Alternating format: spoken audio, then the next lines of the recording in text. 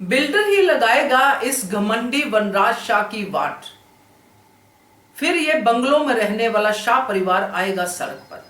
नमस्कार दोस्तों, स्वागत है आपका आपके अपने चैनल हंग्री स्पिरिट्स में। हंग्री स्पिरिट्स देख रहे सारे दर्शकों का मैं अंजू शर्मा दिल से स्वागत करती हूँ। ये जो शाह परिवार का टावर बन रहा है, जिसमें सबको अपने अपने घर मिलने वाले हैं, ये इतनी ज्यादा बद्दुआ के साथ बन रहा है कि इसमें कोई भी फले फूलेगा नहीं। सबसे बड़ी बद्दुआ तो बापूजी की है, जो बोले कुछ नहीं मगर उन्होंने बड़े भारी दिल से लिख के दे दिया कि चलो बच्चों, तुम लोग अपनी इच्छा पूरी कर लो। अनुपमा की है, जो अपने बापूजी की वजह से दुखी है, जिसको पता है कि इस जो घर में जो बापूजी बा और बाकी सब की यादें बसी हैं, पुराने लोगों की यादें बसी हैं, तो वो तो एक फैक्टर है ही। दूसरा फैक्टर ये है कि जो बिल्डर है, जिसको बार बार इस्टेब्लिश किया जा रहा है, जैसे आज भी किया गया कि बिल्डर ने आपको कुछ देर के लिए बंगलो दिया है, ये परमानेंट घर नहीं है आपका इस मोहल्ले में, आशा भवन परमानेंट है।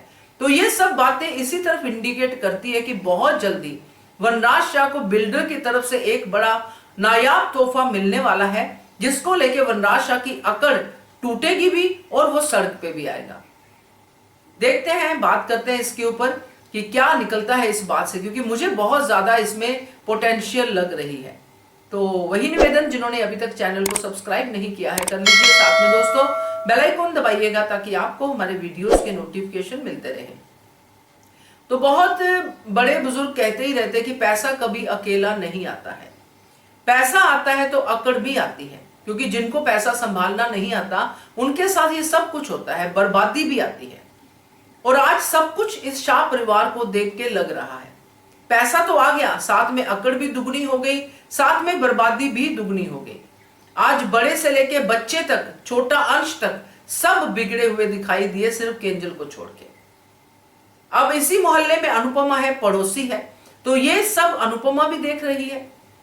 और अनुपमा के साथ जो आज वनराज शाह की भिड़ंत हुई है, उससे एक चीज तो क्लियर हुई है कि ये वनराज शाह जो आज इतना गर्दन ऊंची करके अनुपमा से लड़ रहा है, तो इसी वनराज शाह की गर्दन इससे भी ज्यादा नीची होगी, जो आज उसको ऊपर से अनुपमा को देख के जो वो बातें कर रहा था, जो क्योंकि लंबा है वनराज शाह, तो उसको गर्दन नीचे झुकानी पड़ेगी अनुपमा से बात करने के लिए, मगर लिटरली उसकी गर्दन ऊंची है।